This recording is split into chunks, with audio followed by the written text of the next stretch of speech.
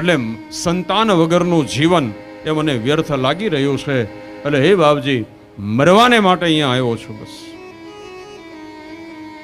બ્રાહ્મણની વાત સાંભળી અને મહાત્મા હસતા હસતા બોલ્યા કે હે ભૂદેવ, કોઈ અજ્ઞાની માણસ એ મરવાની વાત કરે તો એની અજ્ઞાનતાનું કારણ સમજી શકાય, પણ તમે તો વેદના જાણકાર છો. તમે તમારા જીવનની અંદર ઘણા બધા વેદોના આવર્તનોના ઉપનિષદોના પારાયણો કર્યા, તો મુંચ જ્ઞાનમ પ્રજા રૂપમ બલિષ્ઠો કર્મણો ગતિ. હે ભૂદેવ, તમે તમારું આ અજ્ઞાન છોડી દો. તમે એવું માની રહ્યા છો કે જગતની અંદર જો સંતાન ન હોય તો એને સુખ ન મળે, અને સંતાન હોય તો સુખ મળે. મહાત્માએ કહ્યું કે હે ભૂદેવ, એ તમારા મનની ગલત વિચારધારા છે. તમારે ત્યાં દીકરો નથી એટલા માટે તમે રડી રહ્યા છો, અને તમે એમ માનો છો કે દીકરો હોય તો કોઈ દી રોવાનો વારો ન આવે. પણ જગતની અંદર જેને જેને ત્યાં દુષ્ટ પ્રજા થઈ છે તો એ પોગ મૂકીને રોયા છે. એ વિચાર કરે કે આની કરતા દીકરા નહોતા એ સારું હતું. બે પ્રમાણ બતાવ્યા કે સગર નામના રાજાને મંત્રો દ્વારા 60,000 દીકરાઓ પ્રગટ થયા, પણ છતાંય સગર રાજાને રોવાનો જ વારો આવ્યો. ચિત્રકેતુ નામના રાજા એણે પ્રાણે પુત્રની પ્રાપ્તિ કરી તો પરિણામે રોવાનો જ વારો આવ્યો. તો હે ભૂદેવ, જે કંઈ કર્મના યોગથી તમારી પાસે છે એ તમારા હાથથી તમે વાપરો. મહાત્માએ ચોખવટ કરી દીધી કે શ્રોણો વિપ્ર, હે ભૂદેવ, મારા યોગ બળના સામર્થ્યથી તમારા પ્રારબ્ધને હું જોઈ શકું છું. કે હે ભૂદેવ, તો સાંભળી લ્યો, આ જન્મની વાત છોડો. સપ્ત જન્મ અવધિ તવ પુત્ર નૈવચ નૈવચ. હે ભૂદેવ, આ જન્મ નહીં પણ 7 જન્મ સુધી તમારે ત્યાં દીકરાનો યોગ લખાયો નથી. એક જ વાક્ય બતાવ્યું કે હે ભૂદેવ, જે તમારા ભાગ્યમાં નથી એ તમારા હાથમાં ક્યારેય આવવાનું નથી બસ. અને જે તમારા ભાગ્યમાં છે એને તમારા હાથમાંથી કોઈ લઈ જવાનું નથી. જે ભાગ્યમાં નથી એને મેળવવાને માટે ગમે એટલા આપણે ધમપછાડા કરીએ, પણ જે ભાગ્યમાં જ નથી તો એ આપણને મળવાનું નથી. અને જે ભાગ્યમાં છે, સરસ એક વાર્તા આવતી કે એક પતિ પત્ની નાના એવા ગામડામાં રહે. સમય જતાં એને ત્યાં દીકરાનો જન્મ થયો. દીકરો પણ યુવાન થયો, પણ મુશ્કેલી એ થઈ કે આ ત્રણેયને સંપત્તિ જોતી હતી, પણ ગમે એટલી મહેનત કરે, ગમે એટલું ભેગું કરે, પણ એ 2-4 મહિના જ્યાં થાય ત્યાં હતા ન્યાન્ય પાછા. એટલે પછી તો એટલી બધી ગરીબાઈ આવી અને મનમાં એમ થયું કે ગામમાં નથી રહેવું, કારણ કે ભાડે ભરી ગઈ એટલાય રૂપિયા મળતા નથી. એટલે હાલો જંગલમાં વયા હતા. એ રાજી થયા અને નારદજીને કહ્યું, બાપજી, અમે તો અહીં પર્વતની ગુફામાં રહીએ છીએ, આપ પધારો અમારે ત્યાં. તો નારદજીએ કહ્યું, તપ કરવા નથી આવ્યો તો આ જંગલમાં રહો છો શું કામ? ત્યારે કહ્યું, બાપજી શું કહીએ, અમારે સંપત્તિ જોઈએ છે. હવે સંપત્તિ મેળવવાને માટે ઘણો બધો પ્રયાસ કર્યો, પણ કોઈ હિસાબે સંપત્તિ ભેગી થઈ નહીં. અને એટલી બધી દરિદ્રતા છે, ગરીબાઈ એટલી બધી છે કે ઘરનું મકાનની વાત તો એક બાજુ, ભાડાના પૂરતા નથી કમાતા. એટલે કીધું, વિચાર કર્યો કે આ જંગલમાં એટલે આ ગુફામાં રહીએ છીએ અને ફળ ફૂલ ખાઈ અને જીવન વ્યતીત કરીએ છીએ. ત્રણેય કહ્યું કે તમે તો ભગવાનના લાડીલા છો, તો તમે ભગવાનને પ્રાર્થના કરો ને કે અમને ત્રણેયને સંપત્તિ મળે. નારદજીના મનમાં એમ થયું કે ભાઈ, જેના ઘરનો મેં ખાધો છે તો એનું કલ્યાણ થવું જોઈએ. કહ્યું, કઈ વાંધો નહીં. નારદજી ગયા અને ફરતા ફરતા નારદજી વૈકુંઠમાં ગયા. ભગવાનને પ્રણામ કર્યા અને ભગવાન રાજી થયા. યાદ આવી નારદજીને. એટલે નારદજીએ ભગવાનને પ્રણામ કરીને કહ્યું કે પ્રભુ, હવે આપ તો અંતર્યામી છો, બધું જાણો છો, પણ છતાં એક વિનંતી શું કે આ જંગલની અંદર આ 3 જણા રહે છે, પતિ પત્ની અને એનો દીકરો. હવે એને સંપત્તિ જોઈએ છે. આપ કોઈ એવો પ્રયાસ કરો ને કે એને સંપત્તિ મળે. એટલે ભગવાન હસતા હસતા કહ્યું, નારદજી, વાત તો બરોબર છે, પણ હવે એ ત્રણેયના ભાગ્યમાં સંપત્તિનો યોગ લખાયેલો નથી. અને જેના ભાગ્યની અંદર સંપત્તિનો યોગ લખાયો ન હોય એને તમે ગમે એટલી વખત સપોર્ટ કરો ને, પણ 4 મહિને 5 મહિને પાછો ખોટમાં જ હાલતો હોય. તો જો ઘણા એવા હોય, આમ બધા કુટુંબના અને પરિવારના આમ સાથ આપે, પણ 3-4 મહિના થાય એટલે તરત કે હજી ખોટ છે, હજી ખોટ છે. ભગવાને કહ્યું એના ભાગ્યમાં સંપત્તિ નથી. પણ નારદજીએ કહ્યું કે પ્રભુ, આપ તો સમર્થ છો, તમે એને એકાદું વરદાન આપો અને એ વરદાન દ્વારા એ સંપત્તિ મેળવે એટલે એને આ જંગલમાં રહેવું તો ન પડે, ગામના લોકોની હારે હળીભળીને રહે. ભગવાને કહ્યું કંઈ વાંધો નહીં, જાઓ તમે કયો છો એટલે હું એક નહીં પણ ત્રણેયને એક એક વરદાન આપીશ. અને જે સત્તા જોતી હોય, સંપત્તિ જોતી હોય, જે કંઈ વૈભવ જોતા હોય બધું ભલે માગી લે. નારદજી રાજી થયા, કહ્યું ખરેખર પ્રભુ આપ ઉદાર છો. નારદજી વૈકુંઠમાંથી આ ત્રણેય જણા જ્યાં હતા ત્યાં આવ્યા. ત્રણેય જણા નારદજીને જોઈને રાજી થયા અને કહ્યું બોલો. એટલે નારદજી હસતા હસતા બોલ્યા કે તમારા ઘરનો એકવાર મેં ફરાળ કર્યો હતો ને એટલે આજે તમારી વાત મેં ભગવાનને યાદી કરી. ભલે તમારા ભાગ્યમાં સંપત્તિ નથી પણ મેં ભગવાનને પ્રાર્થના કરી એટલે ભગવાને તમને ત્રણેયને એક એક વરદાન માગવાનું કહ્યું છે. ત્રણેય જણા રાજી થયા કે હે નારદજી આ તમને એકવાર ફરાળ કરાવ્યું એમાં તો અમારા તો ભાગ ઉઘડી ગયા. બહુ સારું થયું લ્યો આ તમે અનાયાસે આવ્યા. હવે નારદજીએ યાદી કરી કે વરદાન જ્યારે માગવાનું હોય ત્યારે તમારે સ્નાન કરી ભગવાન વિષ્ણુનું સ્મરણ કરી અને તમારે સત્તા જોતી હોય, સંપત્તિ જોતી હોય, સેવકો જોતા હોય, ઐશ્વર્ય જોતું હોય, વૈભવ જોતું, જે જોતું માગી લેજો. તમને ત્રણેયને એક એક. ત્રણેય બહુ રાજી થયા. નારદજી જવાની તૈયારી ત્યાં ત્રણેય બોલ્યા કે હા બાપુ હવે બીજી વાર જ્યારે આવો ને ત્યારે ઝૂંપડામાં નહીં હો. હા અત્યારે અમે ઝૂંપડામાં છે, હવે તો અમને 3 વરદાન મળ્યા એટલે એ રાજાને મહેલ ન હોય ને એવો મોટો મહેલ ત્યાં તમારી પધરામણી થવી જોઈએ. નારદે કહ્યું હવે મહેલમાં આવશો. નારદજી તો ગયા. આ ત્રણેય મિટિંગ ભરી કે જો આપણે શું જોઈએ એ એક આપણું લિસ્ટ બનાવી લઈએ, ક્યાંક એવું ન થાય કે ત્રણેય જણા એકનું એક માગી લઈએ. એટલે આમ નક્કી થયું નહીં કે પિતા શું માગે ને પુત્ર શું માગે ને. એમાં 8 દી વયા ગયા. બાપ દીકરો ઝૂંપડામાં, બેન જે હતા એ પાણી ભરવા તળાવને કિનારે ગયા. આમ પાણી ભરી રહ્યા છે ત્યાં તો તળાવની બાજુમાં રસ્તો અને ત્યાં રાજાનું આખું સામ્રાજ્ય પસાર થયું. અને સ્વાભાવિક છે કે રાજા નીકળે એટલે એના સેવકો હોય, એની બધી સુવિધાઓ હોય, આ બધું આમ. એટલે રાજાની હારે એમનો પુત્ર રાજકુમાર. હવે આમ બેન પાણી ભરતા ભરતા આ રાજાનું ઐશ્વર્ય જોઈ અને એમ થયો કરો આવી જાહો જલાલી આપણે હોય તો વિચાર કરો આવી જાહો જલાલી મળે ક્યારે કે આપણે રાજાને ત્યાં અવતાર લીધો હોય તો. વળી યાદ આવ્યું કે આ રાજાનો એક દીકરો છે અને એના લગ્ન થયા નથી, તો હાલને ભગવાને મને વરદાન આપ્યું છે તો હું સુંદર રૂપ ધારણ કરી લઉં અને આ રાજાની નજર મારી ઉપર પડે અને એ મને પુત્રવધુ બનાવે તો પછી હું રાજરાણી બનીને જલસા કરું. ખોટે ખોટો આ ચૂલે ફૂંક મારી મારીને ધુવાડા ખાઈ ખાઈને બધા. એટલે એણે તો સ્નાન કરી ભગવાનને યાદ કર્યા કે તમે નારદજી દ્વારા મને વરદાન આપવાનું કહ્યું છે તો હું મારું વરદાન માગું છું કે મને સુંદર રૂપ આપો અને આ રાજા એ મને એમના પુત્રવધુ તરીકે સ્વીકાર કરે. આમ જે આ સ્નાન કર્યું, નારાયણને યાદ કર્યા અને નારાયણે કહ્યું હતું ત્યાં તો જે રૂપ હતું એ દૂર થયું અને એકદમ સુંદર રૂપ. રાજાનું ધ્યાન ગયું. રાજાને થયું કે નહીં મારા પુત્રને માટે આ યોગ્ય છે. એટલે એણે આવીને પૂછ્યું કે દેવી તમારા લગ્ન થઈ ગયા છે? હવે આને તો પરણવું હતું એટલે એ તો ખોટું બોલી કે હગાઈ નથી થઈ અને હું તો આ વનમાં એમને બહુ સારું. રાજા લઈને આવ્યા કે હાલો તો પછી હવે યોગ્ય. હવે આ ઘીરે બાપ દીકરો રાહ જોયો કે આ પાણી ભરવા ગયા એ ગયા હજી કાં ન આવ્યા.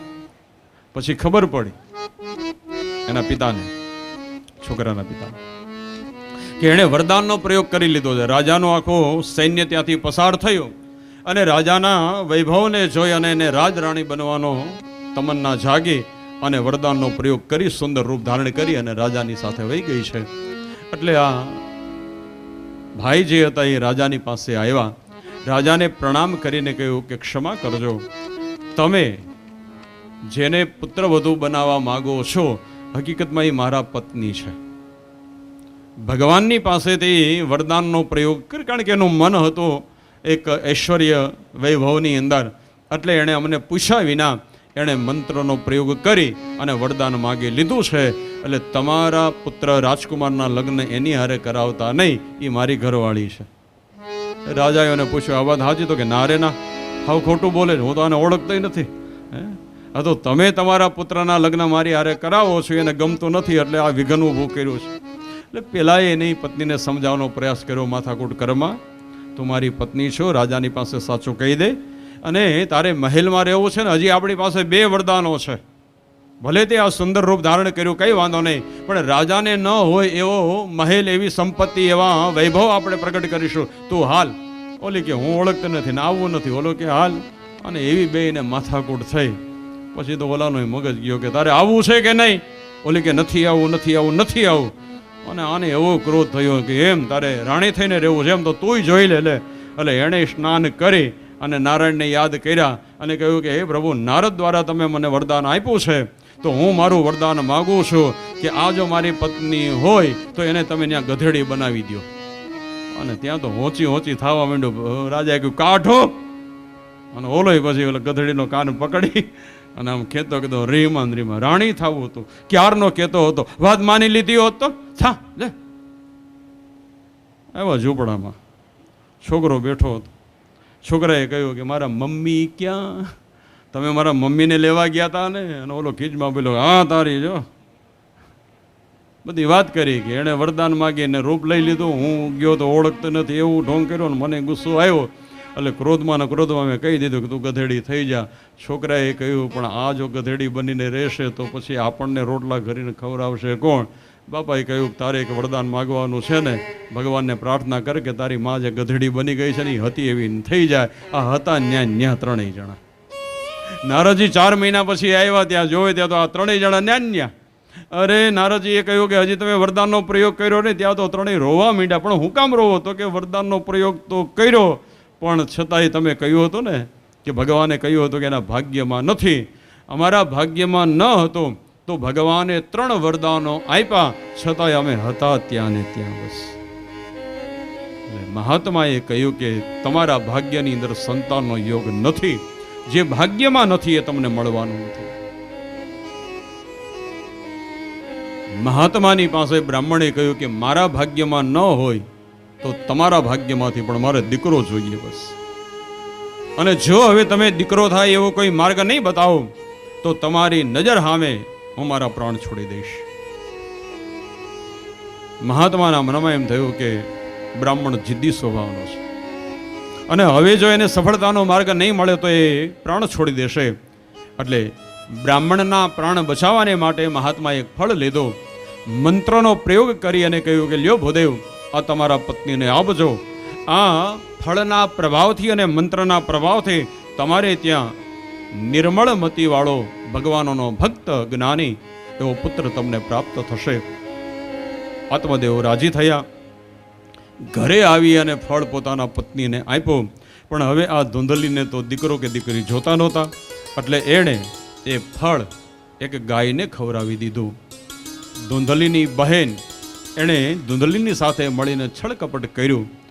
સમય જવા લાગ્યો અને આ ધૂંધલીની બહેનને ત્યાં દીકરાનો જન્મ થયો.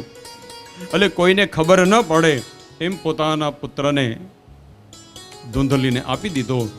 ધૂંધલીએ કહ્યું કે મારે પુત્રની જરૂર છે ને તારે પૈસાની જરૂર છે. ધૂંધલીએ પૈસા આપ્યા.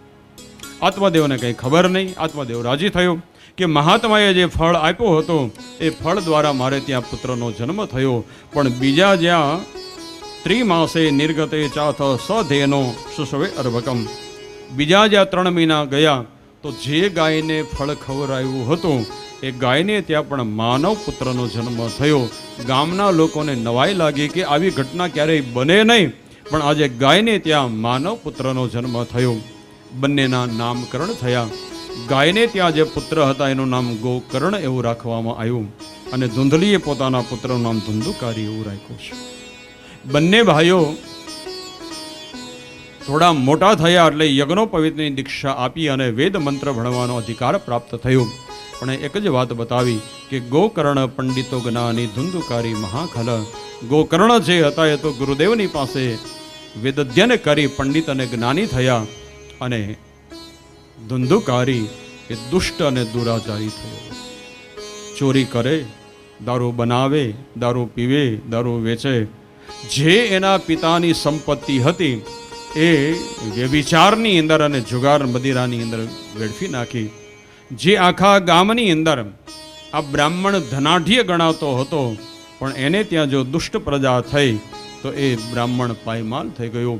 હવે તો આ આત્મદેવ બ્રાહ્મણ બેઠા બેઠા રડી રહ્યા છે અને હવે મહાત્માની વાત યાદ આવી બ્રાહ્મણ બોલ્યા છે આત્મદેવ કે આની કરતા તો દીકરો નહોતો ને ત્યારે બહુ સુખી હતો. મહાત્માની વાત માની લીધી હોત ને તો આજે રોવાનો વારો ન આવ્યો હોત. પણ ગોકર્ણે આવી અને પોતાના પિતાને 2 જ શ્લોકની અંદર વૈરાગ્ય પ્રગટ થાય એવા સૂત્રો બતાવ્યા કે આ શરીર એ નાશવંત છે. દેહોસ્તિ માંસ રુધિરે ભીમતિત્ય તમ જાયા સુતાદિશુ સદા મમતા છે. પુત્રની વાતને માન આપી અને આત્મદેવ બ્રાહ્મણ ચિત્રકૂટ પર્વતના સાનિધ્યમાં આવ્યા અને ભાગવતજીના 10મ સ્કંદનો પાઠ કરી અને ભગવત ધામની અંદર ગયા. આત્મદેવ બ્રાહ્મણ વનની અંદર, ગોકર્ણ જે હતા એ તીર્થની અંદર. ધૂંધલી એને હવે પોતાની ભૂલ સમજાણી, કારણ કે હવે તો અવારનવાર ધુંધુકારી આવી અને ધૂંધલીને મારે. ત્યારે ધૂંધલીને એમ થયું કે આ દીકરો મારો નથી, પણ મારો કરીને મેં મોટો કર્યો ને એનો જ મારે ખાવાનો. છેવટે આત્મહત્યા કરી. ધુંધુકારી ગણિકાઓના સંગની અંદર ફસાઈ ગયો.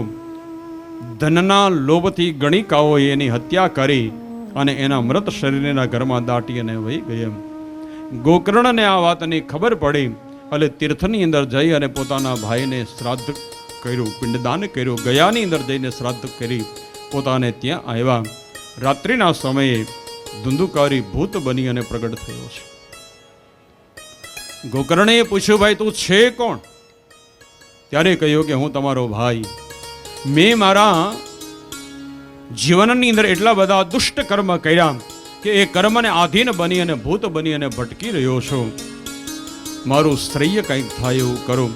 ગોકર્ણે પહેલા તો કહ્યું કે તમારા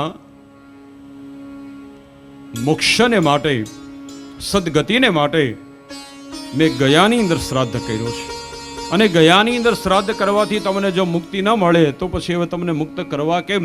ત્યારે ધુંધુકારી બોલ્યો છે કે હે મોટા ભાઈ, મેં મારા જીવનની અંદર એટલા બધા પાપ કર્મ કર્યા કે ગયા શ્રાદ્ધે શતય ના આપી મુક્તિ મેન ભવિષ્યતિ. ગયાની અંદર એક નહીં પણ ગયાની અંદર જઈને તમે કદાચ 100 વખત શ્રાદ્ધ કરો તો પણ મને મુક્તિ નહીં મળે. છેવટે ભગવાન સૂર્યનારાયણની આરાધના કરી અને સૂર્યનારાયણે કહ્યું કે હે ગોકર્ણ, જો તમારે તમારા ભાઈને સદગતિ આપવી હોય તો ભાગવતની કથા સંભળાવો. અને એ વખતે અષાઢ સુદ નોમથી અષાઢ સુદ પૂનમ ગામના લોકોનો સાથ લઈ અને ભાગવત કથાનું આયોજન કર્યું. ભૂત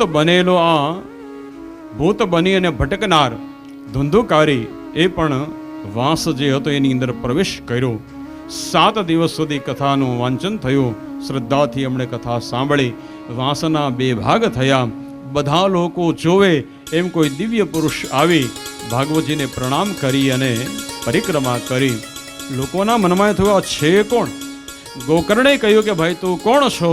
ત્યારે હસતા હસતા બોલ્યા કે મને ન ઓળખો, અહમ ભ્રાતા તદયોસ્મિન ધુંધુકારી ઇતિ નામ. હું તમારો ભાઈ. મારા કર્મને આધીન બની અને ભૂત બની અને ભટકતો હતો, પણ આજે ભાગવતની કથા સાંભળી એટલે ભૂત એમાંથી હું ભગવાનનો દૂત બની ગયો. વિમાન આવ્યું. વિમાનની અંદર બેસવાને માટે ધુંધુકારીને ભગવાનના સેવકોએ યાદી કરી. ધુંધુકારી વિમાનમાં બેઠો, પણ ગોકર્ણએ ભગવાનના પાર્ષદને પૂછ્યું કે કથા તો ગામના બધાય લોકોએ સાંભળી, તો તમારે બધાયને વિમાનમાં બેહાડીને વૈકુંઠમાં લઈ જવા જોઈએ ને, અને એની બદલીમાં તમે આ બધાયને આઈને રાખો છો ને આ એકને. ત્યારે કહ્યું કે ભલે ગામના લોકોએ કથા સાંભળી, પણ ગામના લોકોના હૃદયની અંદર થોડી શ્રદ્ધા પણ ઓછી હતી અને સાંભળ્યા પછી જે જીવનમાં ઉતારવાનો પ્રયાસ કરવો જોઈએ એ કોઈએ પ્રયાસ કર્યો નથી. અને આ ધુંધુકારીએ કથા સાંભળી તો શ્રદ્ધાથી સાંભળી. કથા સાંભળ્યા પછી પોતાના પાપને યાદ કરી અને એણે પ્રાયશ્ચિત કર્યું. એટલે સાંભળવાનો ભેદ થયો એટલે ફળ ભેદ થયો છે. ગામના લોકોને થયું કે જે ભાગવતની કથા એ વૈકુંઠની અંદર લઈ જનારી હોય તો આવી કથા આપણે શ્રદ્ધાથી સાંભળવી જોઈએ. એટલે બીજી વાર શ્રાવણ મહિનાની અંદર કથાનું આયોજન થયું અને ગામના લોકોએ ગોકર્ણને કહ્યું કે હવે પહેલી વાર તો અમે ભૂલ કરી ગયા, પણ બીજી વાર હવે ભૂલ કરવા માગતા નથી. હવે તો બધાએ એવો નિર્ણય લીધો કે કથાની પૂર્ણાવતી થાય એટલે અહીંથી સીધું વૈકુંઠમાં જવું છે. અને આપણે ઘીરે કહીને આવીએ કે ગુરુવારે રાતે અમે આવી જવાના છીએ, ખીચડી તૈયાર રાખજો. લે નારદજીના મનમાં આનંદ થયો કે નહીં, કે ધંધુકારીએ પોતાના જીવનની અંદર આવા દુષ્ટ કર્મ કર્યા હતા અને છતાંય ભાગવતના આશ્રિત બન્યા તો એ ભૂતમાંથી ભગવાનનો દૂત બની ગયા. સંશય જે હતો એનું સમાધાન થઈ ગયું. પછી એક અધ્યાયની અંદર કથા ક્યારે બેસાડવી જોઈએ, કોની પાસે, એ નોખું નિયમાવલી બતાવી છે. યોગ્ય સમય હોય, જે સમયની અંદર આપણે બધા એકત્રિત બની અને લાભ લઈ શકે એવા સમયની અંદર અહીંયા બતાવ્યું છે કે મહિનાનું કોઈ મહત્વ નથી. એવું ન માનો કે કાર્તક મહિનામાં જ કથા થાય અને જેઠ મહિનામાં ન થાય, નહીં. અહીંયા એ જ બતાવ્યું, જ્યારે આપણને સમયની અનુકૂળતા મળે ત્યારે ભગવાનની કથાનું આયોજન થઈ શકે. છતાં અહીંયા થોડા મહિનાઓ બતાવ્યા છે: ચૈત્ર, વૈશાખ, શ્રાવણ, આસો, ભાદરવો, કાર્તક, માક્ષ, આ બધા મહિનાઓ બતાવ્યા છે. પછી બતાવ્યું કે કથા વાંચવાને માટે કોને બોલાવવા, તો એ પણ વ્યાસજીએ બહુ સરસ ચોખવટ કરી છે કે ભાગવતજીની કથા વાંચવાનો દરેકનો અધિકાર નથી. અહીંયા એક શ્લોક બતાવ્યો છે અને એ શ્લોકની અંદર વક્તાને માટેના 7 લક્ષણો બતાવ્યા છે. આ 7 લક્ષણો જેનામાં હોય એને કથા વાંચવાને માટે બોલાવવા જોઈએ. વિરક્ત, વૈષ્ણવો, વિપ્ર, વેદશાસ્ત્ર વિશુદ્ધકૃત, દ્રષ્ટાંત કુશલ, ધીર, વક્તા કાર્ય અતિ નિષ્પ્રહ. પેલું બતાવ્યું કે વક્તા કેવો હોવો જોઈએ, તો વિરક્ત. વિરક્તનો અર્થ એ છે કે સંસારના પદાર્થની અંદર એ રચોપેચો હોવો ન જોઈએ. વૈષ્ણવનો અર્થ એ છે કે એનામાં દીનતા હોવી જોઈએ. વક્તા જો અહંકારી અને અભિમાની હોય તો અભિમાની માણસનું કામ શું છે? ભૂલ ન હોય તો પણ સામેની વ્યક્તિને ભૂલ કાઢવી, આ અભિમાની માણસ. અભિમાની માણસ પોતાની ભૂલ સુધારે નહીં કે સ્વીકારે નહીં, અને બીજાની ભૂલ હોય, ભૂલ ન હોય તો એને ભૂલ બતાવે, એ અભિમાન. તો વક્તા જે છે અહંકારી ન હોવો જોઈએ, અભિમાની ન હોવો જોઈએ. ત્રીજું બતાવ્યું કે ભાગવતનો વક્તા વિપ્રનો અર્થ છે, વિપ્ર એટલે બ્રાહ્મણ હોવો જોઈએ. બ્રાહ્મણ હોવો જોઈએ, પણ એમાંય પાછું લક્ષણ બતાવ્યું, ખાલી બ્રાહ્મણ હોય એટલું પર્યાપ્ત નહીં. જે ગ્રંથને સમાજની પાસે કહેવાને માટે જઈ રહ્યો છે એ ગ્રંથ એ ગુરુદેવની પાસે ભણવો હોવો જોઈએ. બ્રાહ્મણ હોય પણ ગુરુદેવની પાસે જઈ અને એણે ગ્રંથનો જો વેદ અધ્યયન ન કર્યો હોય, અભ્યાસ ન કર્યો હોય, તો વ્યાસજી ના પાડે છે તો એવા બ્રાહ્મણને પણ કથા વાંચવાને માટે બોલાવવા ન જોઈએ. વેદ શાસ્ત્ર વિશુદ્ધકૃત એટલે તો સુખદેવજી મહારાજ 3 વખત પરીક્ષિતની પાસે બોલ્યા છે કે હે રાજા, તમારી પાસે જે આ કથા હું કહી રહ્યો છું એ મારા પિતાની પાસે હું ભણેલો છું, અને ભણેલું ભાગવત એ હું તમારી પાસે કહેવાને માટે આવ્યો છું. પછી બીજું બતાવ્યું, ચોથું 5મું લક્ષણ કે દ્રષ્ટાંત કૌશલ. અઘરી વાતને સમાજના લોકો સરળતાથી સમજી શકે એવા દ્રષ્ટાંતો આપવા જોઈએ. એટલે લક્ષ્ય એ બતાવ્યું કે કથા મૂળભૂત જે છે એ ભૂલાવી ન જોઈએ. એટલે એવું ન બનવું જોઈએ કે કથા વધી જાય ને કીર્તન વધી જાય ને ભજન વધી જાય અને કથા જે મૂળ હોય એ ઓછી થઈ જાય. અત્યારે તો મુશ્કેલી એ છે કે 1.5 કલાક સુધી આપણે કથામાં બેસીએ તો એ આપણને ઘણીવાર ખબર ન પડે કથા ભાગવતની છે, કથા રામાયણની છે કે કથા શિવ, ખબર જ ન. આમ જોવો તો કલાક 1.5 કલાક બીજી જ વાતો હાલતી હોય. શાસ્ત્ર ના પાડે છે, જે ગ્રંથને તમે સમાજની આગળ રજૂ કરવાને માટે જઈ રહ્યા છો, ભાગવતજી હોય તો ભાગવતના શ્લોકો વધારે બોલાવવા જોઈએ. રામચરિત માનસ હોય તો રામાયણની ચોપાઈઓ બોલાવવી જોઈએ. ભલે અન્ય વાતો કરવી જોઈએ પણ એ બહુ ટૂંકાણની અંદર બહુ સમજ. અને હવે તો એ મુશ્કેલી છે કે હવે તો એક ટાઈમની કથા આવી ગઈ. પહેલાં તો અમારા દાદા અને અમારા પિતાશ્રી આખો દિવસની કથા વાંચતા. એ સવારે 3.5 કલાક અને બપોર પછી 3.5 કલાક. તો એ એમ કહેતા કે સારું ભેગું થતું નથી આ બધું, કારણ કે એટલા બધા ગહન ચરિત્રો છે. અને એમાંય હવે એક ટાઈમ આવી ગયો અને એક ટાઈમે પાછા હવે સંગીતમાં કથા આવી ગઈ. એટલે 3 કલાકના કથાની અંદર 1.5 કલાક તો સંગીતમાં જ વહી જાય.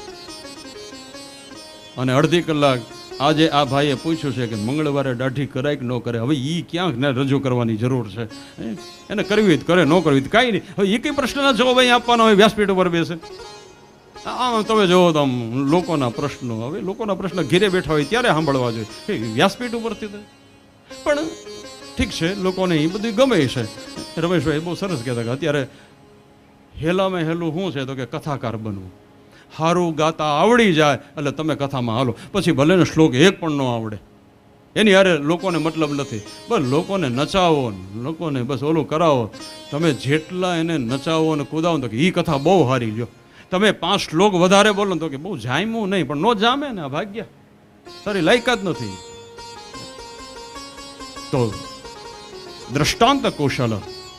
પછી વક્તાની વાણી જે છે એ ધીર અને ગંભીર હોવી જોઈએ, કે જે કોઈ સમજવાને માટે, સાંભળવાને માટે આવ્યા છે એ યથાર્થ રીતે સમજી શકે એવી વાણી હોવી જોઈએ. અને 7મું લક્ષણ બતાવ્યું અતિ નિસ્પૃહ. વક્તા જે છે એ લોભી ન હોવો જોઈએ ને વક્તા એ લાલચુ ન હોવો જોઈએ. વક્તા જો લોભી અને લાલચુ હોય તો એનું ધ્યાન ક્યાં હોય? થાળીમાં હું મૂક્યું હું લીધું ત્યાં જ હોય.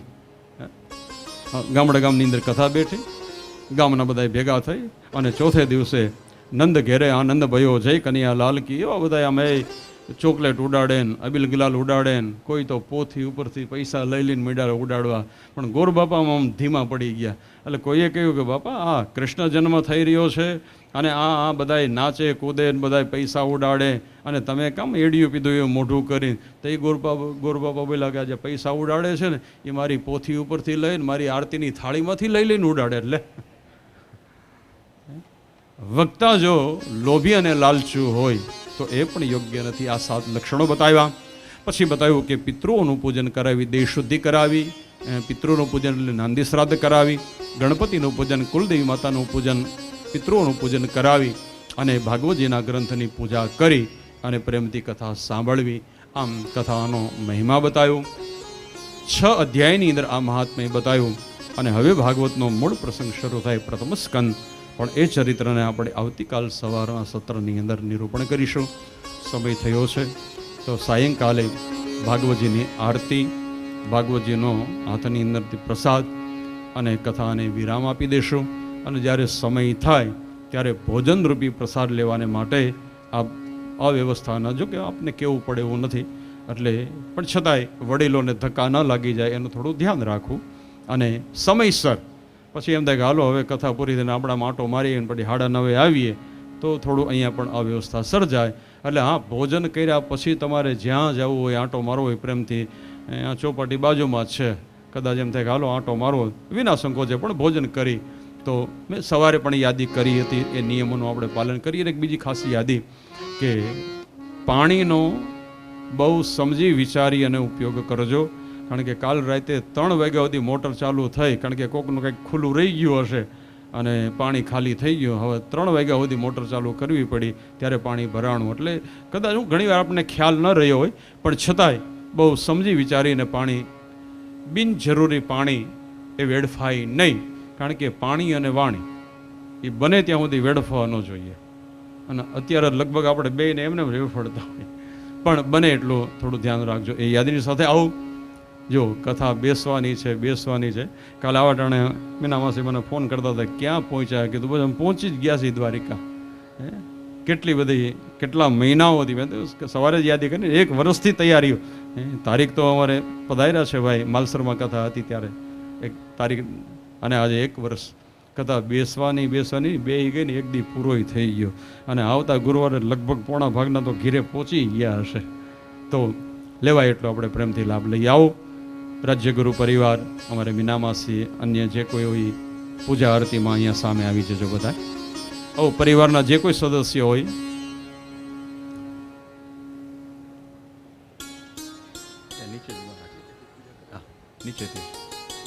નીચે જ આવી જાઓ બધા. રાજ્યગુરુ પરિવારના જે કોઈ ભાઈઓ બહેનો બાળકો જે કોઈ અહીંયા હાજર હોય એ પ્રેમ, એને લગભગ 5:30 પછી છે ને બધા અહીંયા હાજર જ રહેવું. જો કે લગભગ તો આમાં હાજર જ ઓછો આપ, હા, પણ આરતી પૂજાની અંદર પ્રેમથી આપણે લાભ લઈએ બસ.